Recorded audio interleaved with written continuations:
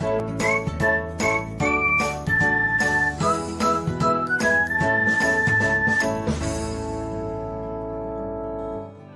everyone, welcome back to another episode of Technologyglance.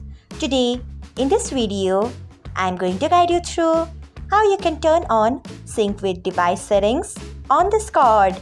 So, let's get started. Firstly, open Discord app in your device. Then tap on settings icon. Next, scroll until you find accessibility. Next, tap on it. Then scroll until you find sync with device settings. Next, turn on it by tapping on it. So, this is how you can turn on sync with device settings on Discord. Thanks for watching.